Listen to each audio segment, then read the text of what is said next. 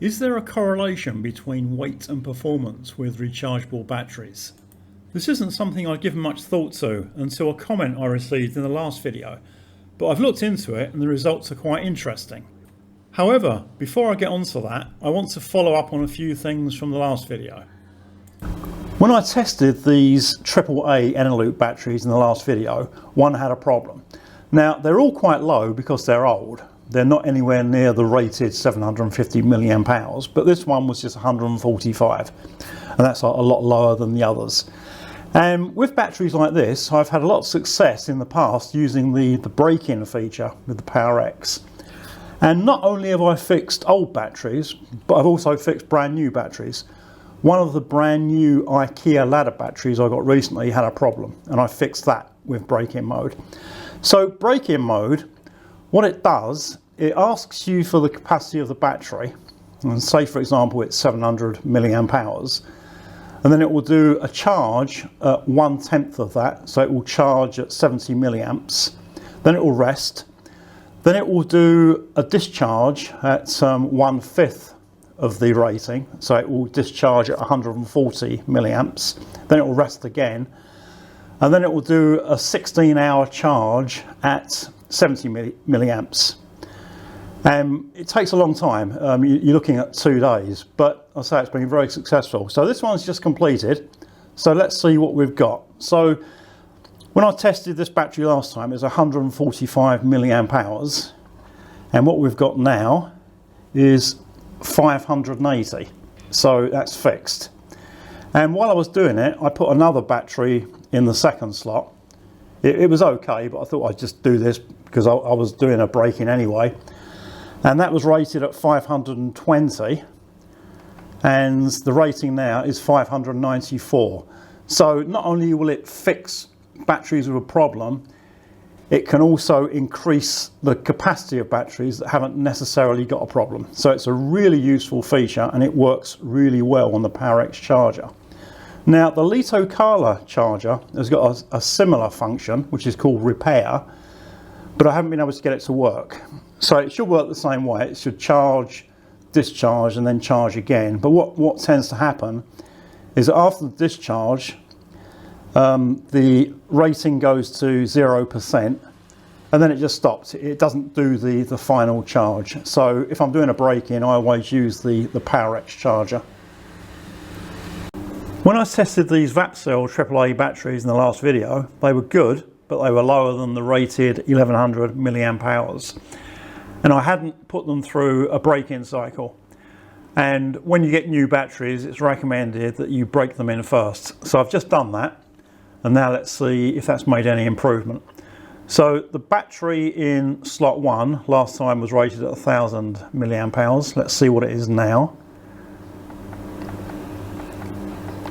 It's 1020, so a slight improvement. Slot 2, it was 1013. Now it's 1035, so again a slight improvement. Slot 3 was 919. Now it's 1011, so quite a big improvement. And slot 4 was 997. Now it's 1038, so it's a slight improvement. So they're still up to 1100, and if you're really obsessive, you can just keep doing break-ins, and maybe it will get up to the rated capacity. But it takes a long time. Before you do a break-in cycle, you're supposed to discharge the battery. So that can take several hours, and the break-in cycle itself takes a couple of days, so it takes a very long time. And at some stage, you just have to decide that enough's enough. And now these are all over 1000, and I'm quite happy with that.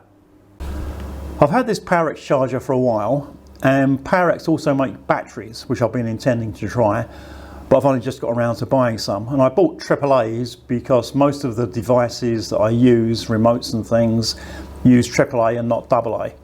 And I've just broken them in so I can give you quite an accurate capacity rating. And what surprised me is the accuracy and the capacity. From experience, you know, if I buy batteries that are rated at 1000 milliamp hours, some will be sort of 850, some will be 1150. Well, these are rated at 1,000 milliamp hours, and they're all very, very close to 1,000, as you will see. So let's just go to slot 1, that's 1,009. Slot 2, 1,008. Slot 3, 1,016. Slot 4, 1,033. So very accurate and very consistent. The other thing I found when I buy batteries is that when I measure the actual capacity, some are below the rated capacity. But with these, every single one is above the rated capacity. Now let's get back onto the main theme of this video. And what I've done, I've weighed all of my AAA batteries, and I know the actual capacity rating because I've tested and analysed all of these batteries several times, and I've put the results into this table. And what you can see is that there is actually a direct correlation between capacity and weight. So at the top of the table we've got these joke fake Sony batteries. You really have to admire the sense of humour of the people who made these fakes. You know, the actual capacity is around 100, give or take, and to stamp 4,300 milliamp hours on them is a real joke. They're the worst ones, and they're also the lightest at just over 8 grams. The fake energizers had a realistic claim capacity, but when you look at the actual capacity, it's way down. They're obviously fakes, and they're also very light, just over 9 grams. The fake envelopes have actually been quite good. They've never been anywhere near the claimed capacity of 950 milliamp hours, but you can get about 2/3 of that. And I've used these for quite a long time. They've been fine. You can see they're a bit heavier. Then we get onto the genuine batteries. And what's quite interesting is that the IKEA ladder and envelopes are very close in all respects. And there's been quite a bit of speculation that these are actually the same thing, made in the same factory. And you see the claimed capacity is the same. The reason that the envelopes have got a lower capacity than the ladder batteries is because they're quite old. I've had these several years, and the ladder ones I've only just bought. But the actual capacity is fairly similar, and the weight is also fairly similar. So I think there's a lot of evidence to say that they probably are the same thing.